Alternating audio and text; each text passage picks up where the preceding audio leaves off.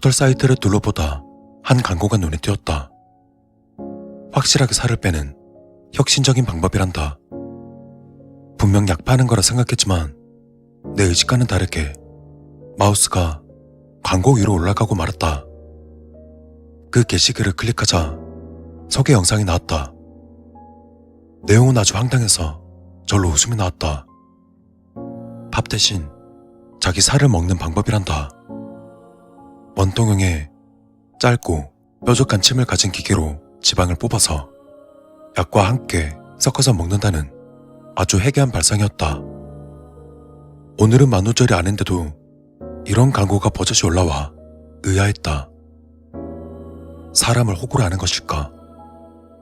하지만 호기심에 계속 영상을 바라보니 난 설득당하기 시작했다.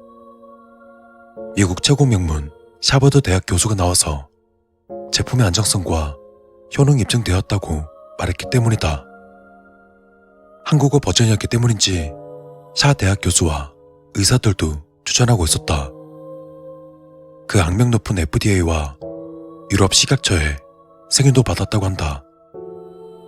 최고의 전문가들이 추천하니까 아무리 발상이 황당해도 참 심한 것으로 느껴졌다. 곧바로 검색창에다 그 제품을 검색해 보았다. 제품을 극찬하는 글들이 쏟아져 나왔다. SNS에서도 유명한 인플루언서들이 제품과 함께 셀카를 찍고 있었다. 하지만 백문이 불여일견인 법, 자신이 비만이었다가 날씬한 몸매가 되었다는 영상 후기에 이미 내 마음은 카드를 긁고 있었다. TV를 틀어보니 홈쇼핑에서도 건강 뷰티 프로그램에서도 다 그 제품 얘기였다. 이렇게나 많은 사람들이 하는데 안정성이나 효능을 의심할 필요는 없을 것 같았다. 가격은 무려 80만 원이나 했지만 피부 미용 마스크에 200만 원도 쓰는 시대다. 난 고민하지 않고 할부로 결제했다. 내가 그 제품에 홀렸던 이유는 오랫동안 이어진 내 살에 대한 원한 때문이었다. 친구들을 보면 그들을 만나자마자 내 살에 대한 얘기부터 꺼냈다. 내가 살을 조금만 더 빼면 더 좋을 것 같다는 말은 귀에 못이 박히도록 듣는 칭찬이었다. 타인들도 자기들의 살 얘기를 자꾸 해댔다. 자기가 살이 쪘다느니 뭐니 하면서 별로 뚱뚱하지도 않은 것들이 그러니 내 마음은 초조해졌다. SNS에 올라오는 유명인들도 TV의 연예인들도 전부 날씬하고 예뻤다. 거울에 비친 내 모습은 뚱뚱하고 바보 같아 보였다. 엄마와 아빠는 지금도 충분히 예쁘다고 했지만 별로 도움되지 않는 말이었다. 그래서 유명한 다이어트 약을 먹어보기도 했다. 효과는 굉장했다. 음식을 줄이지 않았는데도 한 달 만에 10kg가 빠졌다. 친구들은 날 볼 때마다 축하해줬고 만나는 모든 사람들이 살이 빠졌다고 말하며 날 칭찬했다. SNS에 셀카도 올리기 시작했다. 조금만 더 빼면 짧은 치마와 청바지도 당당하게 입고 다닐 수 있을 것만 같았다. 출렁거리는 내 뱃살도 이젠 안녕이다. 내 자존심은 하늘을 찔렀고 일상이 즐거워졌다.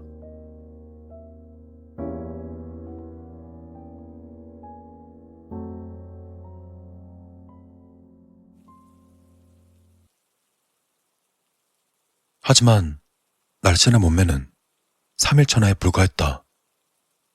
약을 끊자마자 거짓말처럼 체중은 급하게 불어났다. 깜짝 놀라 찾아보니 요요 현상이라는 것이었다. 내 몸이 증오스러웠다. 왜 난 다른 사람들처럼 행복할 수 없는 걸까?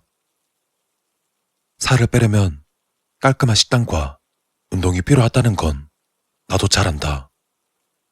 하지만 그건 국영수를 위주로 예습과 복습을 철저히 한다는 것만큼 현실성이 없었다. 헬스클럽도 몇 번 가보았고 샐러드도 먹어봤지만 오래가지 않았다. 그렇게 포기한 상태로 있다가 그 제품을 본 것이었다. 어쩌면 이 다이어트 기계의 효과도 오래가지 못할지도 모른다.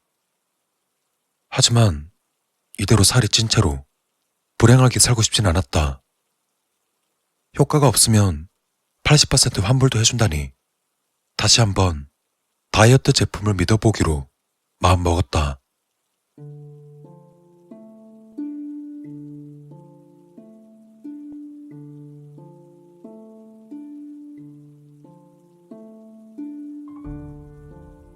다이어트 기계는 영상에서 봤던 것만큼 이상했다. 저 원통에 불과한 플라스틱 덩어리가 어떻게 내 몸에서 지방을 빼낸다는 건가? 하지만 기계라는 건 마법과 같다. 원리는 굳이 신경 쓰지 말고 설명서대로 쓰기만 하면 되는 것이다. 뾰족한 부분을 배에 대고 전원을 켜보니 우웅 하는 소리와 함께 배가 떨렸다. 신기하게도 배가 아프지 않았다. 아쉽게도 배는 여전히 볼록했다. 아무래도 며칠은 해야 효과가 나겠지. 저는 코드를 빼고 뚜껑을 열었다.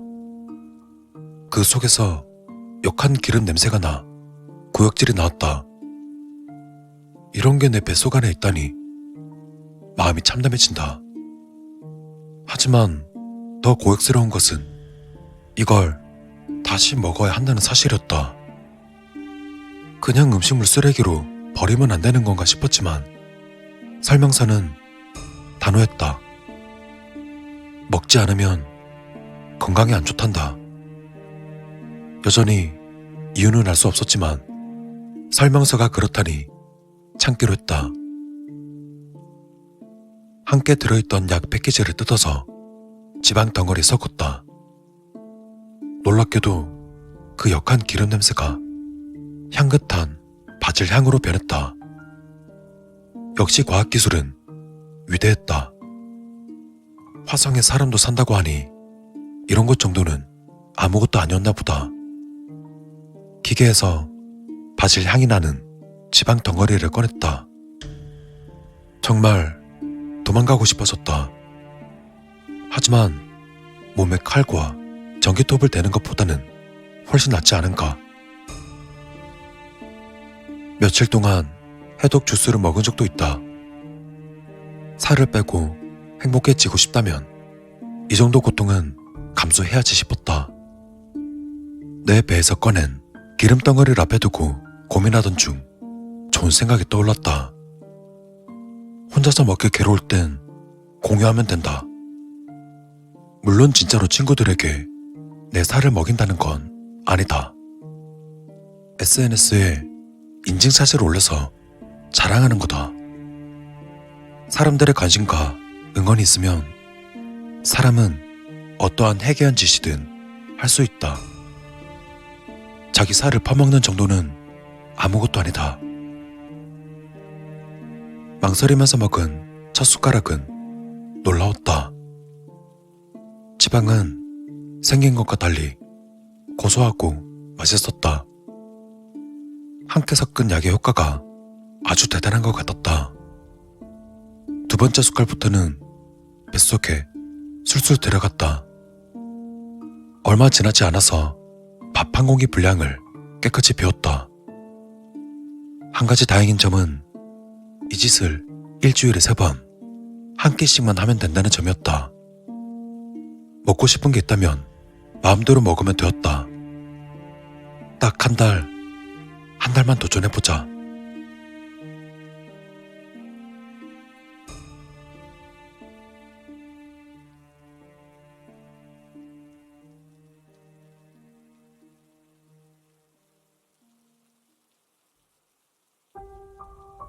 효과는 어마어마했다. 한 달 만에 살이 15kg씩이나 빠졌다. 다이어트 약과는 달리 요요 현상도 없었고 뱃살도 쑥 들어갔다. 주변 사람들이 아주 놀라워했다. 무슨 운동을 하길래 살이 이렇게 빠졌냐고. 난 당당하게 이렇게 말했다. 운동 안 해요. 그냥 제 살을 갉아먹어요. 자기 살을 먹는 해괴한 방식이어서 그런지 아직 머뭇거리는 친구들이 많았다. 난 친구들을 안심시키면서 적극적으로 추천했다. 나처럼 살에 대한 컴플렉스가 있는 B도 고민 끝에 기계를 샀다. 난 어느새 다이어트 기계 전도사가 되어 있었다. 별 볼 일 없었던 내 SNS 계정도 인기를 끌기 시작했다. 살이 빠지는 모습을 일주일에 한 번 올렸는데 그것이 사람들의 이목을 끌었다. 다이어트 식품 회사들과 운동기구 회사들이 내게 연락을 하기도 했다. 평생 느껴보지 못한 관심과 좋아요가 쌓였다. 난 신나서 지방을 먹는 글들과 셀카들을 더 많이 올렸다. 마치 화보 모델처럼 이쁜 배경에서 감성 충만한 사진을 찍기도 했다. 그동안은 인플루언서들에게 좋아요를 보내던 내가 이젠 받는 입장이 되었다. 자연스럽게 화장에도 관심을 가지기 시작했고 SNS의 수익 창출에 대해서도 알아보았다. 기계를 통해서 180도 바뀐 내 이야기에 많은 사람들이 감동한 듯 했다. 사실 나만의 이야기는 아니었다. 혜성처럼 등장한 기계를 통해 다이어트에 성공한 사람들의 후기들이 파도처럼 쏟아져 나왔다. 제조사의 주가는 주식시장 천장을 뚫고 마구 치솟았다. 내 이야기가 누군가에게 희망이 되는 것 같아서 참 기뻤다. 어쩌면 머지않아 모두가 날씬하고 이쁜 몸을 가진 사회가 올지도 모른다. 그럼 외모와 몸매에 대한 콤플렉스는 사라질까? 그럴 수밖에 없다고 생각한다. 말하자면 모두가 외형에 있어서는 평등한 사회이니까. 칼을 대지 않아도 손쉽게 뺄 수 있도록 해준 과학이 고마웠다.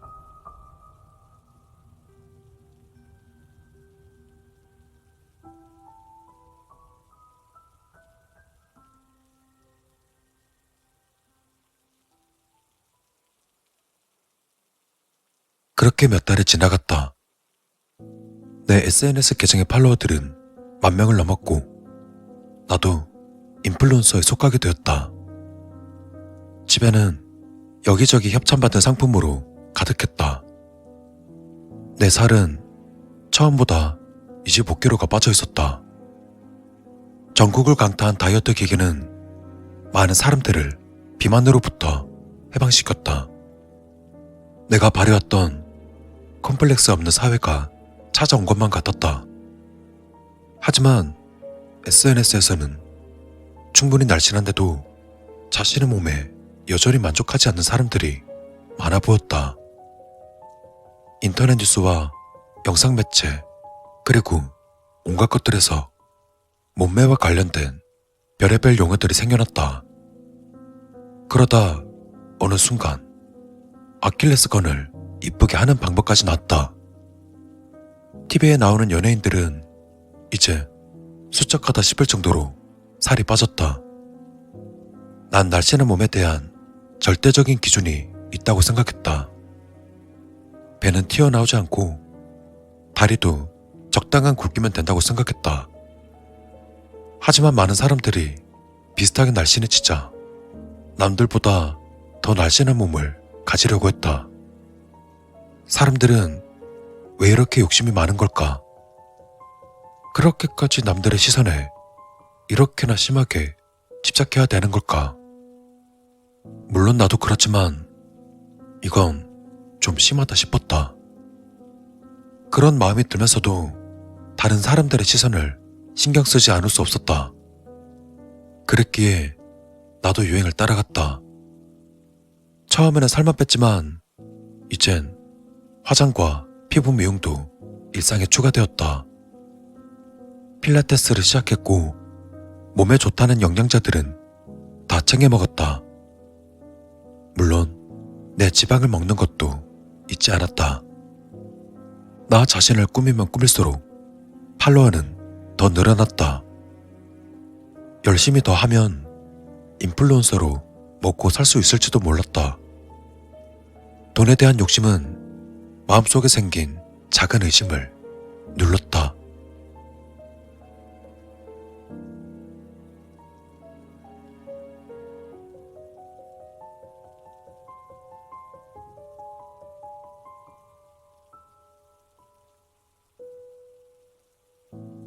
내 지방은 여전히 맛있고 바질 향기가 났다. 난 기계를 처음 써볼 때와는 완벽히 다른 사람이 되었었다. 매일 자라는 각질과 지방, 그리고 발톱, 심지어 머리카락까지도 전부 열심히 먹었다. 팔꿈치와 발 뒤꿈치를 사포로 갈았다. 처음엔 미친 행동이라 생각했지만 남들도 다 한 행동이다. 아프고 짜증나도 거울에 비친 내 모습은 정말 아름다웠다. 물론 SNS에 올라간 모습은 보정을 거쳐 더욱 아름다웠다. 하지만 다른 사람들의 모습 또한 점점 더 아름다워졌다. 나도 그들을 따라 더 과감하게 살을 깎아내야만 했다. 그래도 처음으로 인생이 즐거웠다. 난 한 번도 느껴보지 못한 관심을 받고 있었다. 경쟁을 견뎌내고 100만 팔로워를 얻으면 이것만으로도 먹고 살 수 있을지도 몰랐다. 하고 싶은 것도 딱히 없는 인생이었다. 자신이 좋아하는 것을 직업으로 하는 것이 최고라지 않는가. 난 내 살을 깎고 먹는 것이 좋았다. 그럼 아무래도 그만 아닐까 싶었다.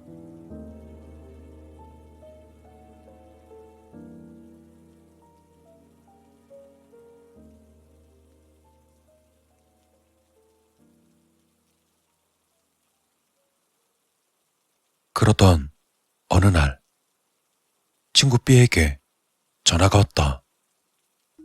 다이어트 기계를 전도했던 첫 번째 친구다. B는 살이 빠지지 않아서 고민이라고 말했다. 침울한 B의 목소리에 어리둥절해졌다. B는 충분히 날씬한 편이었다. 그런데도 B는 자신이 뚱뚱하다고 생각했다. 난 그렇지 않다면서 B를 위로했지만 도저히 받아들이려 하지 않았다. 그럼 왜 자신의 팔로워가 나보다 적냐면서. 다른 인플루언서들은 자기보다 훨씬 날씬하고 이뻐서 인기가 많다고 생각하는 듯했다. 그러자 나도 B의 생각을 부정할 수 없어졌다. 그럼에도 난 B가 좌절하는 것을 막기 위해서 온갖 말을 꺼냈다. 또 인터넷에서 봤던 과학적인 조언도 해줬다. 하지만 B는 내가 생각할 수 있었던 모든 방법들을 다 해봤다는 것이었다. 조금 짜증이 나려고 했다. 그럼 도대체 내게 뭘 바라는 걸까? 내가 B의 살점을 잡아먹길 바라는 걸까? 그러다 B가 내린 결론은 유전자 탓이었다. 부모님의 비만 유전자가 자기에게도 와서 그렇다고. 그렇기 때문에 어떤 방법도 진정한 효과를 볼 수 없다는 것이다. 그리고 B는 내게 전화를 걸게 된 진짜 이유를 설명하기 시작했다. 자신의 위를 반쯤 먹고 창자도 조금 먹으면 어떨까 싶다면서. 처음에 B가 농담하는 것이라고 생각했다. 하지만 B의 목소리는 섬뜩할 정도로 진지했다. 자기 살을 먹는 것도 모자라 장기까지도 고민하고 있었다. 간담이 서늘해졌다. 우리가 무슨 좀비도 아니고 자기 장기를 먹다니. 제대로 미친 것이 분명하다. 하지만 B는 곧 어색하게 웃으면서 농담이라고 말했다. 그냥 요즘 우울해서 하소연 좀 하고 싶었다면서. 그제서야 마음을 가라앉힐 수 있었다. 하긴 어떤 정신 나간 사람이 자기 장기를 먹겠는가. 사실 B는 위절제 수술을 고민 중이라는 것이었다. 굳이 그렇게까지 해야 되나 싶었지만 못할 것도 아닌 듯했다. 그것도 많은 사람들이 별탈 없이 하니까. 대한민국 최고의 병원들이 모인 강남에서라면 큰일은 없겠지. B도 나처럼 살을 빼고 자신을 가꾸면서 인생이 바뀌었다고 말했다. 처음 받아보는 관심이었고 자존감도 많이 올라갔다면서 말이다. 하지만 이젠 그 누구도 B를 보면서 놀라워하거나 칭찬하지 않는다면서 두렵다고 했다. 남보다 더 우월해진 것 같은 그 느낌을 다시는 못 느낄 것 같다면서. 그건 나도 마찬가지였다. B와 난 서로 경쟁자였다. 하지만 동시에 소중한 친구였다. 그랬기 때문에 B를 잡아먹듯 괴롭히고 싶지 않았다. 그래서 난 B에게 진심으로 격려의 말들을 했다. 언젠가 시간이 생기면 함께 자기살 스무디나 만들자면서. 남들이 뭐라 하든 무슨 짓을 하든 기죽지 말고 꿋꿋이 살라는 말과 함께 B는 자기 얘기를 들어줘서 고맙다며 전화를 끊었다.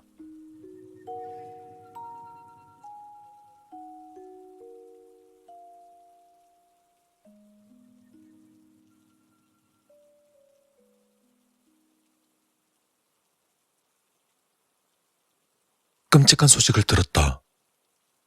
친구 B가 죽었다는 것이다.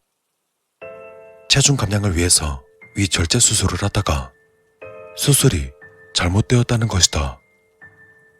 이제 위절제 같은 내과 수술도 성형외과에서 받을 수 있었다. 미용을 위해 장기를 좀 건드리는 것 정도는 괜찮다면서. B의 수술을 집도했던 의사는 내과 의사도 아니었다고 한다. 난 그 소식을 듣자마자 죽고 싶었다. B를 다이어트에 끌어들인 것은 나였다. 내가 B를 죽인 것만 같았다. 마법 같은 계기로 시작된 다이어트 열풍은 더욱더 자극적인 다이어트를 불렀을 뿐이었다. 나를 포함한 모두가 만들어낸 끝없는 경쟁과 자기 혐오가 B를 죽였다. 난 B가 죽은 다음에야 그 사실을 깨달았다. 경쟁이 심해진 것은 사람들의 욕심 때문이 아니라 그것으로 돈을 버는 사람들 때문이었음을. 더는 날씬해질 수 없는 사람들을 자기 스스로 뼈에 붙은 살까지 발라먹게 시킨 것이었다. 그깟 돈 때문에. 만약 마지막 전화 통화 이후 B를 찾아갔다면, 보정 속에 가려진 앙상하고 초췌한 B의 얼굴을 봤다면 난 B를 막을 수 있었을지도 모른다. 복잡한 생각과 의심은 모두 전문가들에게 맡겨버린 내 잘못이었다. 하지만 세상 그 누구도 B의 죽음에 책임을 지지 않으려 했다. 병원은 그저 의료사고 있을 뿐이라면서 거액의 보상금을 B의 가족에게 건넸다. 유명한 사람들이 사건을 규탄하고 B의 이름을 딴 법을 제정하겠다고 말했다. 하지만 뚜렷한 성과는 없이 잊혀졌다. 미용과 다이어트 업계는 당당했다. 그들은 과도한 다이어트와 미용은 좋지 않다는 원론적인 말만 되풀이했다. 남들의 시선 따위는 신경 쓰지 말고 자기가 만족하는 만큼만 하라고. 살 빼고 예뻐지라고 온 세상의 광고로 도배하는데 어떻게 저런 말을 할 수 있을까? 살을 빼고 이뻐지지 않으면 큰일 날 것 같은 세상인데 그들은 자기 만족 같은 말만 짓거려댔다. 그들은 사람들 스스로가 살을 갉아먹게 해서 돈을 끌어모으고 있었다. 나도 내 살을 먹음으로써 다른 사람들도 자신의 살을 먹게 했다. 구세주처럼 느껴졌던 다이어트 기계는 사실 날 잡아먹고 있었던 것이다. 비가 죽은 뒤 난 끔찍한 피해망상에 시달렸다. 모든 사람들이 나를 잡아먹으려 한다는 망상이었다. TV에 잘생긴 연예인도 SNS에 환한 표정의 셀카 속 친구들도 길거리의 모든 사람들도 나를 잡아먹고 싶어하는 것 같았다. 각자 자신의 살을 먹었으니 이제 남의 살도 탐하지 않겠는가. 인터넷에 뜨는 광고도 TV에서 지나가는 광고들도 전부 사람을 먹으라는 말로 보였다. 내 SNS에 올라온 댓글들도 전부 날 잡아먹고 싶다는 말들로 보였다. 다이어트 기계로 이끌었던 광고는 이렇게 보였다. 자신을 먹으세요. 그리고 다른 사람도 먹으세요. 인간은 맛있습니다. 난 내 지방을 먹고 난 뒤 다른 사람보다 우월해졌다는 느낌을 받은 적이 있다. 모두들 날 부러워했고 시기하기도 했기 때문이다. 내 모습의 변화는 비에겐 엄청난 충격이었던 것 같다. 그래, 난 비를 잡아먹은 거나 다를 게 없었다. 자기 혐오에서 시작된 자기 살 뜯어먹기는 비에게 또 다른 자기 혐오를 준 것이니까. 그리고 난 잡아먹는 입장이면서도 동시에 잡아먹기는 입장이었다.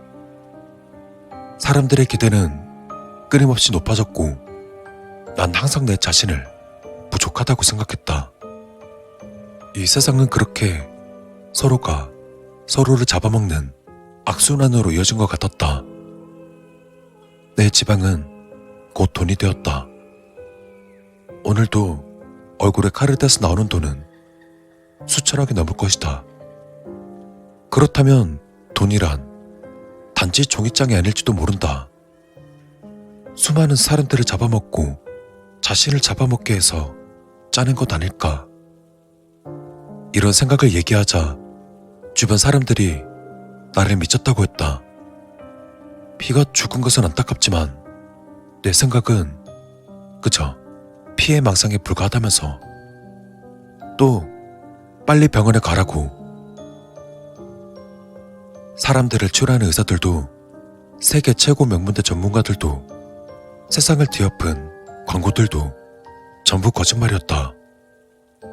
세계 최고로 유명하다는 샤버드 대학에서도 의대 건물은 화려하지만 보건대는 쓰러져가는 건물이라고 한다. 그 유명한 FDA도 미국 의사들도 돈에 휘둘린다는 사실을 지금에서야 알게 되었다. 한국이라고 크게 다르지 않았다. 사람을 깎아먹는 병원으로 흘러갔고 사람을 살리는 병원은 의사들의 희생으로 버티고 있었다. 한쪽에서는 정크푸드를 먹여서 사람들을 돼지처럼 찌운다. 반대쪽에서는 약으로 사람들의 살을 깎아먹는다. 어느 누구도 사람들의 건강은 생각하지 않는다. 사람을 팍팍 찌워야 그들이 약을 먹을 것이고 자신을 깎아먹어야 정크푸드를 먹을 것이었으니까. 그것이 분노로 가려진 세상의 정치였다. 하지만 누구도 그 사실을 모르고 있었다. 그저 모든 잘못을 자기에게 돌리면서 자신을 깎아먹는 문화가 계속되고 있었다. 이러다가는 영화에서 나오듯이 좀비가 나타나고 말 것이다. 자기 살을 뜯어먹다가 인간의 맛을 탐하는 진짜 좀비 말이다. 그때는 모두가 서로 말 그대로 잡아먹게 될 것이다. 극적으로 나타난 백신도 치료제도 없을 것이다. 이건 사람이 만들어낸 병이었기 때문이다.